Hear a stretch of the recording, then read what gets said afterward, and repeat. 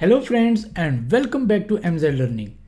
Friends, आज से हम अपने चैनल एमजेड लर्निंग पे टेक ब्रेकिंग न्यूज़ का एक नया सिलसिला शुरू कर रहे हैं, जिसमें हम आपको वीकली बेसिस पे टेक्नोलॉजी से रिलेटेड लेटेस्ट और बढ़िया न्यूज़ देंगे। आज इस सिलसिले की पहली वीडियो है, तो चलिए शुरू करते हैं न्यूज़ नंबर 1 से, जो कि एप्पल सिलिकॉन मैक से रिलेटेड है। फ्रेंड्स, ये तो हम सब जानते हैं कि हाल ही में एप्पल ने अपनी खुद की चिप M1 के साथ अपने 3 कंप्यूटर्स की लाइनअप को रिफ्रेश किया, जिसमें मैकबुक प्रो, मैकबुक एयर और मैक मिनी शामिल हैं। इन 3 कंप्यूटर्स में SSD, प्रोसेसर और रैम सब ऑन बोर्ड है।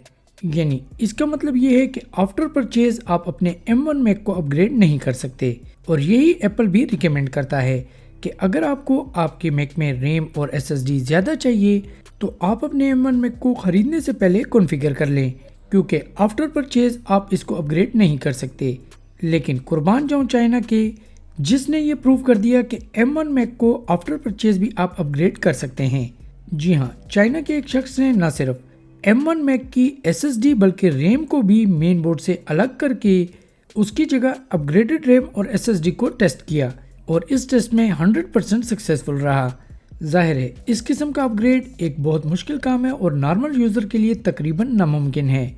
लेकिन जैसे जैसे इसमें मज़ीद तजर्बे होंगे, आप कम से कम एप्पल के मुकाबले में कहीं ज़्यादा कम पैसों में अपने M1 मैक को मार्केट से अपग्रेड कर सकेंगे।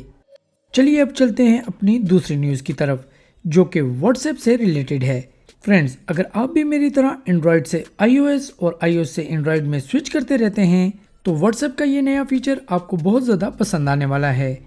जी हाँ, अब आप बिना किसी थर्ड पार्टी सॉफ्टवेयर के अपनी व्हाट्सएप चैट की हिस्ट्री को एंड्रॉयड से iOS और iOS से एंड्रॉयड में ट्रांसफ़र कर सकेंगे, और वो भी निहायत आसानी के साथ जस्ट चंद क्लिक्स पे। बहुत जल्द व्हाट्सएप के नए अपग्रेड्स के साथ ये फीचर लॉन्च हो जाएगा, और हम इसका एक डेमो करके भी आपको दिखाएंगे। So please keep in touch and subscribe our channel. चलिए चलते हैं अब अपनी अगली न्यूज़ की तरफ, जो कि आईफोन से रिलेटेड है। जी हाँ, ये तो हम सब जानते हैं कि आईफोन 13 आने वाला है, जिसमें एप्पल की खुद की बनाई हुई super fast A15 bionic chip और बेस्ट कैमरास लगे होंगे।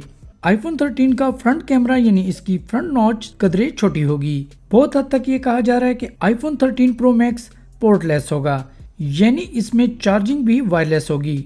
इसके अलावा आईफोन 13 प्रो में इन स्क्रीन टच आईडी का भी बहुत हद तक इम्कान है। स्टोरेज में आपके पास 1 टेराबाइट तक का ऑप्शन मौजूद होगा।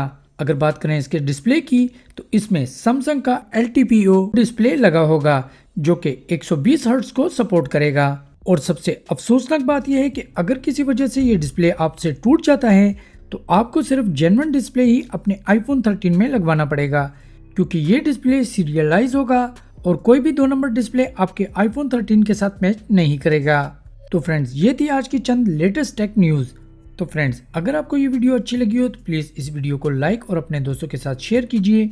अगर चैनल अभी तक सब्सक्राइब नहीं किया तो उसे भी सब्सक्राइब कर लीजिए। मैं आपसे मिलूंगा नेक्स्ट वीक नई न्यूज़ और नए टॉपिक के साथ। तब तक के लिए इजाज़त दीजिए। खुश रहिए और MZ लर्निंग देखते रहिए। Thank you so much for watching. Have a nice day.